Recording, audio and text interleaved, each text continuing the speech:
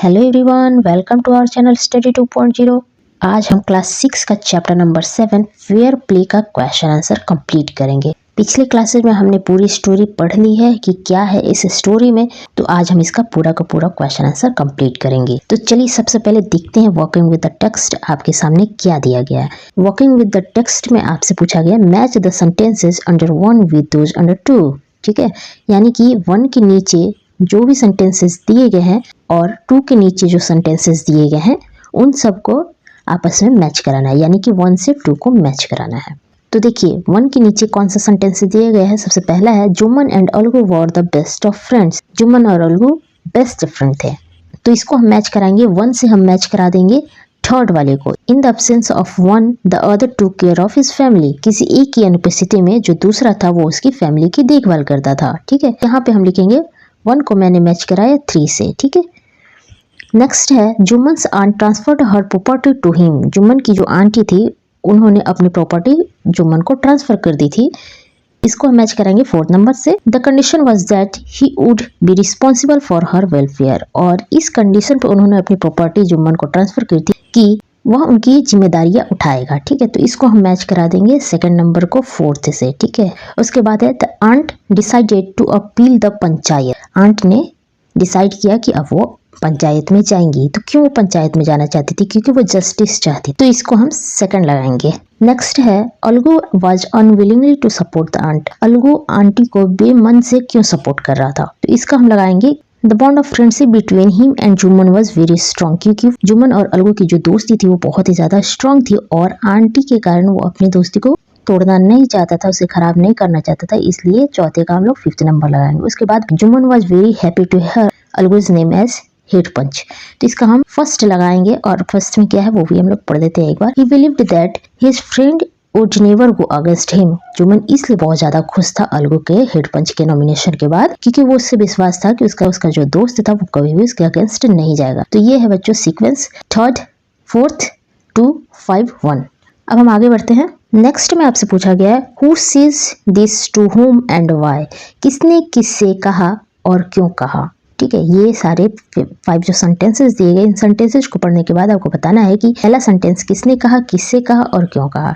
तो देखते हैं सबसे पहले में क्या है। My wife knows best how to run the house. मेरी पत्नी जानती है कि किस तरीके से घर को चलाना है। तो ये बात जो थी वो जुम्मन ने कही थी आंट से। अब क्यों कही थी?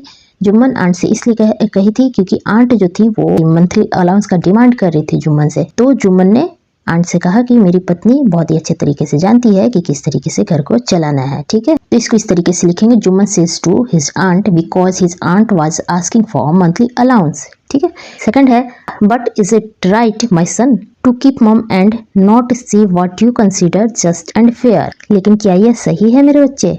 चुप रहना और जो ठीक नहीं है उसको ही देखते रहना। ये बात जुम्मन की आंट ने अलगू से कही थी क्योंकि वह जानती थी कि जो जुम्मन है वो बिल्कुल भी बेमन से अपने दोस्त के खिलाफ जा रहा है। तो इसको इस तरीके से हम लिखेंगे Jumman's aunt says this to Algu because he was unwillingly to support to her by going against his best friend.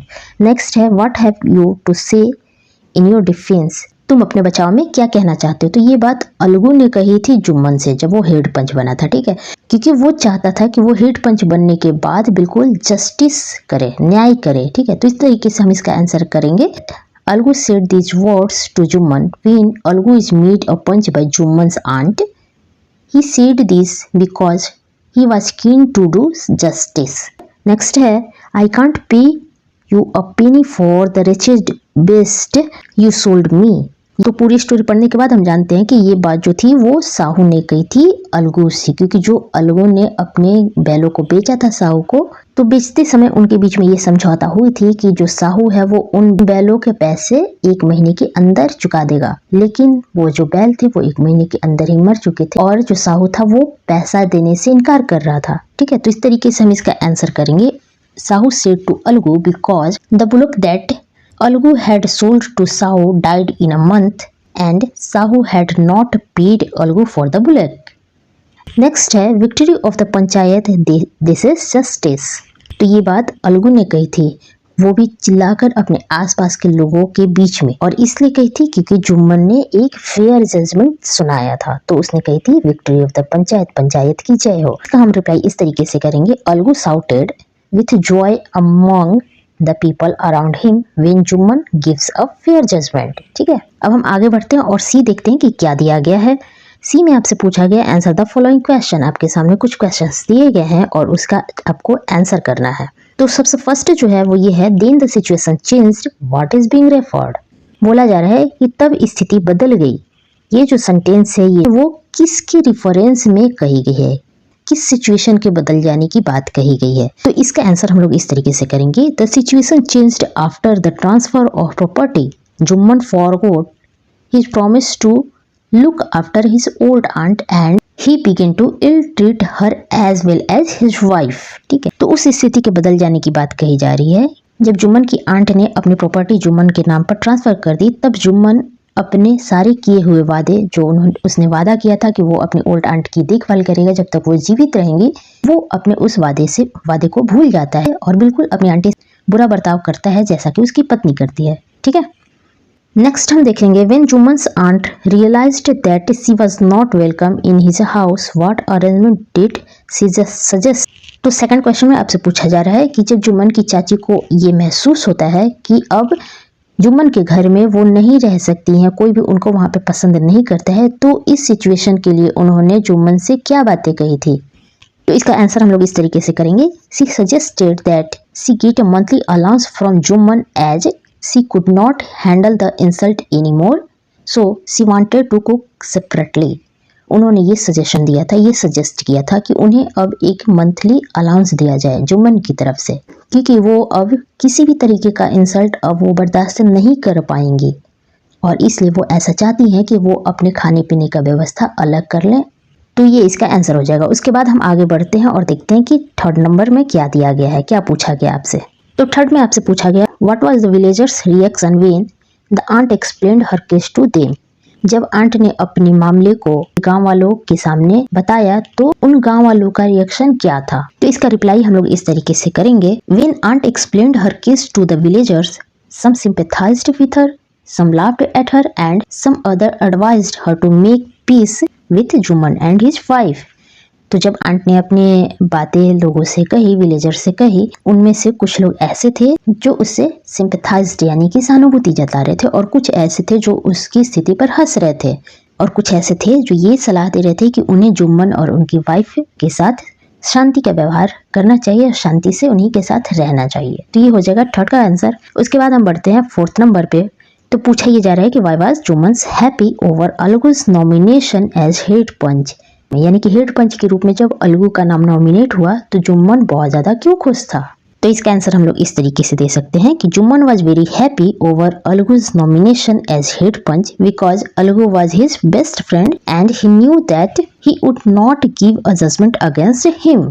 तो वो इसलिए खुश था अलगू के हेड पंच बनने पर क्योंकि वो जानता था कि वो उसका बहुत ही अच्छा, बहुत ही प्यारा, घनिष्ठ मित्र है और वो कभी भी उसके अगेंस्ट कोई भी जजमेंट नहीं देगा, इसलिए वो बहुत ही ज्यादा खुश था। उसके बाद फिफ्थ नंबर आपसे पूछा गया, God lives in the heart of panch, the aunt said, what did she mean. Panch के हृदय में भगवान का वास होता है, ऐसा आंट थी, उन्होंने कहा था। तो उनके कहने का मतलब क्या है, मीनिंग आपको बताना है। तो इसका रिप्लाई हम लोग इस तरीके से करेंगे, she meant to remind Algu that panch hold a position equal to god, so he should never be biased, he should be fair just like God। जो ओल्ड आंट थी उन्होंने अलगू को ये रिमाइंड करते हुए ये बात कही थी क्योंकि वो अलगू को ये याद दिलाना चाह रही थी कि पंच का जो पोजीशन होता है वो गॉड के पोजीशन के बराबर होता है और गॉड कभी भी किसी के साथ बायस नहीं, किसी के साथ पक्षपात नहीं होते हैं और तुम्हें भी वैसा नहीं होना चाहिए। इसलिए तुम जो भी निर्णय लेना, जो भी डिसीजन सुनाना, वो बिल्कुल फेयर लेना गॉड की तरह। ठीक है, तो इसका आंसर हम लोग इस तरीके से कर देंगे। उसके बाद 6 नंबर हम देख लेते हैं जल्दी से कि what was Algu's verdict as head panch, how did Jumman's take it.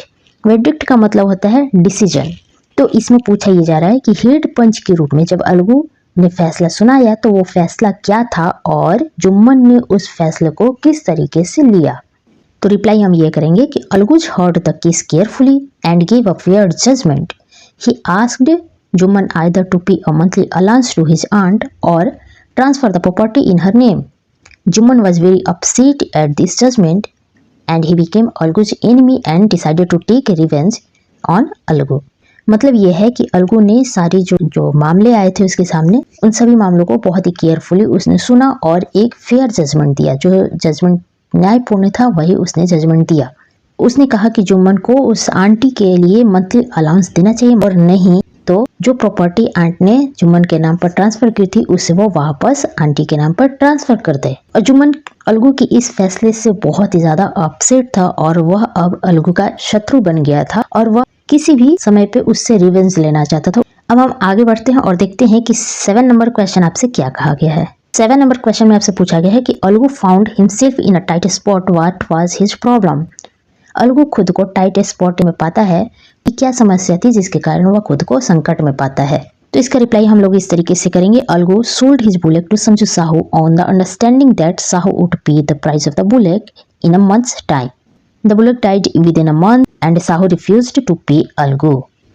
मतलब यह है कि अलगू ने अपने बैल समझू साहू को इस समझौते के आधार पर बेचा था कि साहू जो है वो उन बैलों के पैसे 1 महीने के अंदर दे देगा, लेकिन जो बैल थे वो 1 महीने के अंदर ही उनकी मृत्यु हो जाती है, जिसके कारण से जो साहू होता है वो पैसे देने से इनकार कर देता है। तो अलगू के सामने ये एक बहुत ही बड़ी समस्या उभर कर आ जाती है। अब हम नेक्स्ट की ओर बढ़ते हैं। Why was Algu upset over Jumman's nomination as head panch. जब जुम्मन का नाम हेड पंच के रूप में नॉमिनेट होता है तो अलगू ये बात सुनकर क्यों अपसेट क्यों हो जाता है, आपसे ये पूछा गया। हम लोग जानते हैं कि जो जुम्मन था वो अब उसका शत्रु बन गया था और रिवेंज लेना चाहता था। तो अलगू को ये लग रहा था कि अब ये बदला लेगा और जो फैसला है वो अलगू के पक्ष में नहीं आएगा, इसलिए वो बहुत ही ज्यादा अपसेट था। अब इसको हम लोग इंग्लिश में कैसे लिखेंगे वो भी देख लेते हैं। Algu was upset because Juman was already annoyed with him, so he thought Juman would take his revenge। ठीक है, उसके बाद हम आगे बढ़ते हैं और 9 नंबर देखते हैं। What was Juman's verdict as head punch? How did Algu take it? Head panch के रूप में जुम्मन ने अपना क्या फैसला सुनाया और how did Algu take it, और अलगू ने उस फैसले को किस तरीके से लिया। तो हम लिखेंगे Jumman's verdict was that Sahu had to pay the price of bullock to Algu because when Algu sold the bullock to Sahu, it was hale and hearty. This was the genuine decision. Algu was extremely happy at this judgment. He began to shout that it was the victory of panchayat. जब जुम्मन ने अपना फैसला दिया तो उसमें उसने कहा कि साहू को उन बैलों के पैसे अलगू को देने चाहिए, क्योंकि जब अलगू ने उन बैलों को बेचा था तब वो बिल्कुल ही चुस्त और दुरुस्त थे, बिल्कुल ही स्वस्थ थे।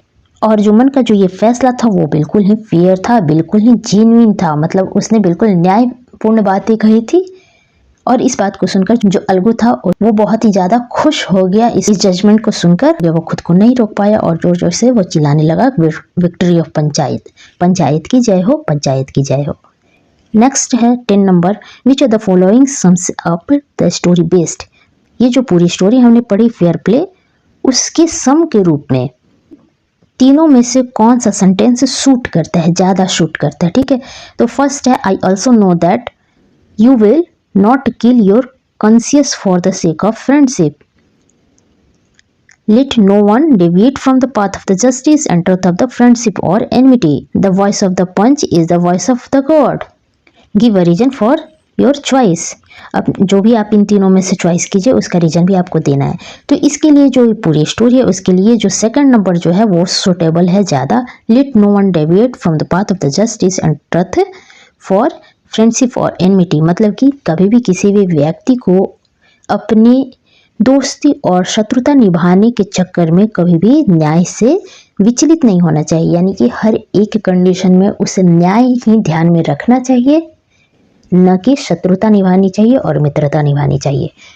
इस कहानी का कंक्लूजन सम हमें यही मिलता है। ठीक है, तो ये चैप्टर आपका यहीं पे क्लोज होता है। एक क्वेश्चन आपसे हम पूछ रहे हैं, उसका कमेंट में आप जवाब देंगे। हु वाज जुम्मन्स फ्रेंड, आप इसका आंसर कमेंट सेक्शन में देंगे। चलिए मिलते हैं अगले वीडियो सेशन में। सब्सक्राइब कर दीजिएगा और बेल आइकन को जरूर प्रेस कीजिएगा ताकि आगे आने वाला जो भी वीडियो है वो आपको जल्दी से मिल जाए।